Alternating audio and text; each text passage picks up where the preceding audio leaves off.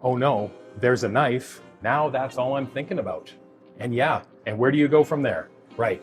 If I come into it from, I'm about to get hurt, right? How do I make the most of this, right? Now, I don't have to carry this through to anything, right? I have control of you. I can carry it through there. I can do a disarm. I can do whatever I need to do in that moment. Beautiful. But at the end of the day, I have to expect to get hurt. If you are in a empty hand versus a knife situation, the worst thing you can do is think that you're not going to get hurt. You will get hurt. And the reality is, if you don't get hurt, bonus, right? You came out on top. But the thing is, if I get stabbed once or I get stabbed 10 times, that's a huge difference, right? So if I can stack the cards in my favor by understanding how to minimize the damage, and that's where I'm walking into it. I'm trying to minimize the damage because I'm not coming in here with some pie in the sky idea of, oh, if you do this one thing, you're gonna be fine, because that is a lie.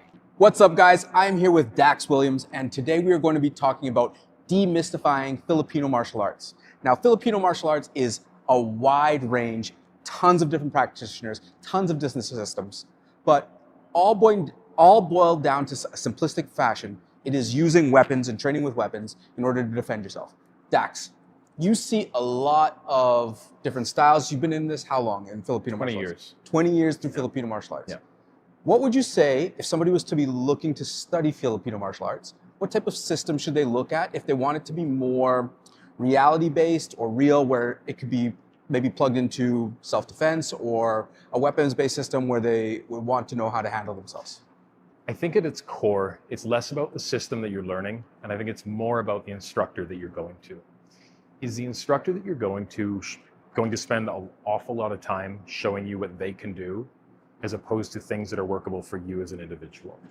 Is what you're going to be learning, is what you're seeing when you walk into the training hall, is it a lot of flashy stuff that is realistic? It's hard to tell when you're first starting what is realistic and what isn't realistic. Mm-hmm. But a big part of that is once you have a bit of experience and you walk in and you spend some time in there and you ask yourself that question again, being open to leaving, being open to finding different instructors, because it's the instructor that will make it, not the style or the system.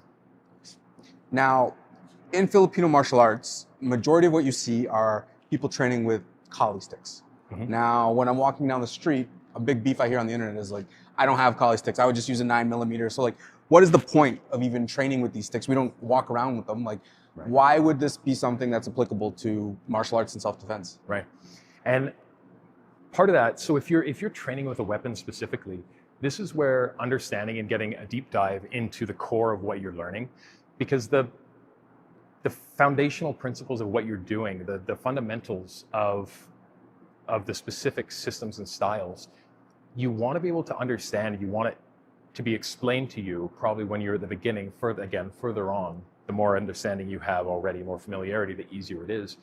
But you want it to be able to be transferable, right? Because yeah, not everybody has a weapon on them all the time. Sometimes you have a knife on you, sometimes you might have a stick, sometimes you might have a longer blade, most times you have nothing, right? So if what you're learning is only effective with a stick, you probably need to look at what the techniques that you're training look like applied empty hand, right? Maybe you need to look at what they look like applied to bladed combat, short blade, whatever the case may be. The other side of that is you often hear comments about, oh, I'm not walking around with a stick on me all the time. Yeah, sure, there's the environmental aspect of, can you acquire something as necessity for it comes up? But on the other side of that is, where are you? Right? If you are living in a place where, one, it's legal for you to carry an item for your self-protection, why wouldn't you? If you're living in a place where carrying an item for self-protection isn't legal, how do you stack the cards in your favor in those situations?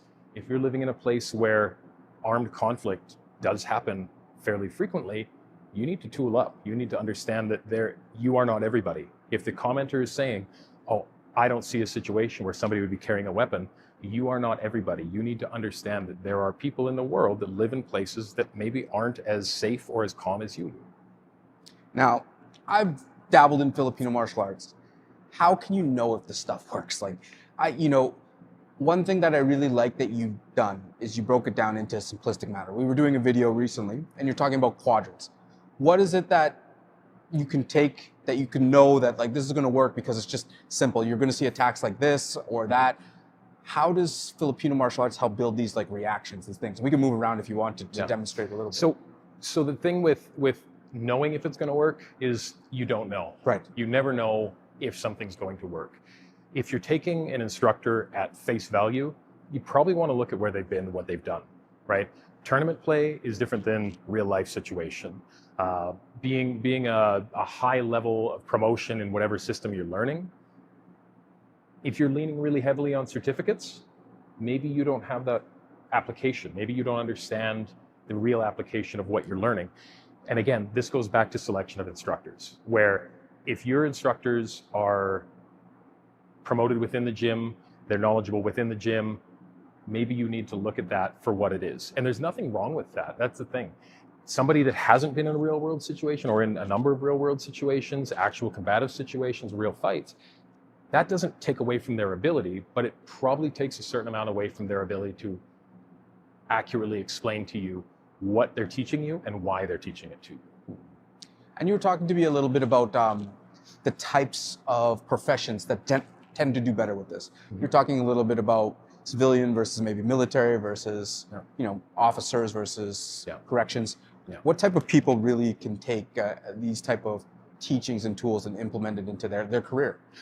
I think anybody that ends up in a scenario where it's a possibility should endeavor to make their own effort beyond what's provided to them. If you're in law enforcement, if you're in the military, you'll be provided with a certain amount of training, but oftentimes that training is limited to deniability of the employer, where if you're applying things at your job, if you're law enforcement and you have to every day come out with dynamic solutions for problems that are coming up day after day after day, it's on you. You need to be going and looking for the best sources of information, the best places, the best people that can provide that to you. You know, military is going to be different than police, than civilian. And that's the nature of the game, right? You're going to end up with people of all types that are going to come in and train. You're going to end up with people from all different avenues that are going to take away different things from what you're training. And that's where, as an instructor, it's really important to both diversify your understanding and also tailor your teaching to the people you're teaching. Again, because the way I teach civilians it's not always going to be the same as the way I train military guys. It's not always going to be the same as the way I train law enforcement guys. And again, a lot of that is in the details of what you're going to experience and also the questions, right? Are you an active participant in your training? Are you asking questions? What about this? What about this? Because your own experience in violence and in combat and in real life situations is going to massively affect the details that you get, right? If I don't understand where you've been, I can't come to you with any real explanation for why this maybe didn't work, or maybe this is what would have been more effective in the moment. And just because I want to selfishly ask what comes to the top of my mind, that I have your knowledge here, I'm going to ask it for the people watching as well too. One of the things that scares me the most is knife versus empty hand. Mm-hmm. And if we were to just go through some scenarios with that, like this is one of the scariest situations I would say that you would find yourself in. Yeah. You have nothing, I have a bladed weapon. Right. What is your methodology in dealing with like a situation? I pull this out, we're here, all of a sudden you see the blade exposed, and let's say you can't run because we're in a situation, it's that we're doing self-defense, right? Yeah. Okay. And again, I mean, like you said, you can't run. Mm-hmm. Your first line of defense should always be, don't be there. Yes. Right. And barring not being there in a very macro sense, don't be there in the micro sense, right? When you attack, what should I do, right? If I'm not where you were and I can control your body, right? This is my best case scenario where, again, if I stay here in a state of shock, this is where it goes, right?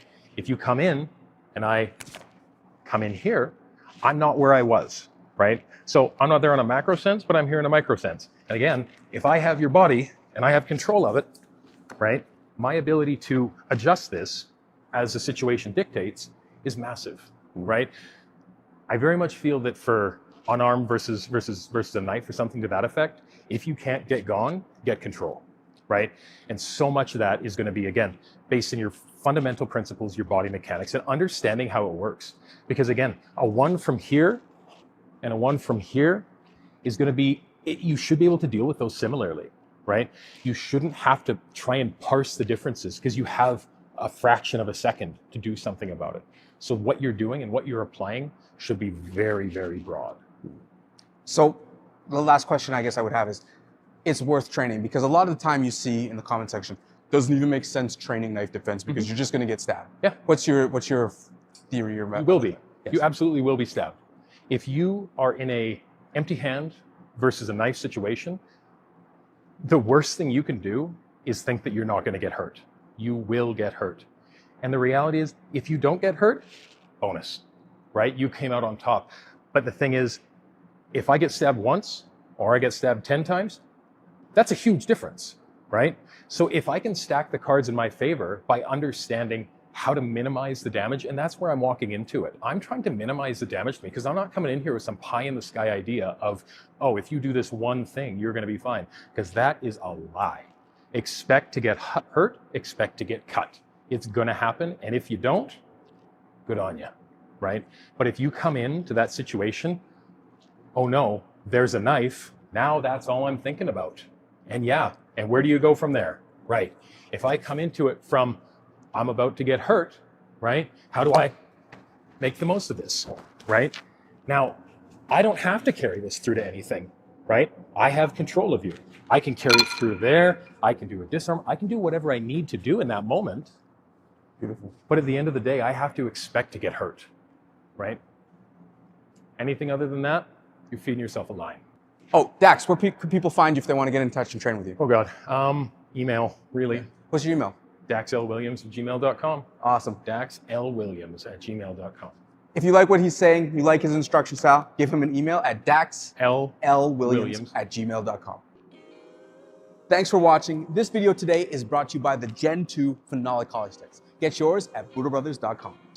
In a typical where you have like a non-natural material, you're going to have this rubbing partly because of you don't have a solid grip to get onto. Right. If you're training with rattan or anything to that effect, it works because it's not going to rub the same because you're going to have that varnish it removes where you hold it. Yeah. But the difference is when you have a good solid grip on the weapon, you don't have the movement inside your grip that when you have these, like, again, these cold steel ones or these other poly type materials that are going to, most of them bend, right? So your points where you're coming in and you're contacting your opponent's weapon, now your weapon's like bananaed up towards you and things aren't where they're supposed to be. You know, so the grips are going to make a huge difference in terms of your longevity in training. If you end up with blisters on the insides of your hands every time you're training with a non-natural material, you're always going to steer away from doing it because, oh, I can do 30 minutes, 40 minutes with that, and then my hand hurts so much I can't keep on going. So this is like perfect. It's a brilliant design.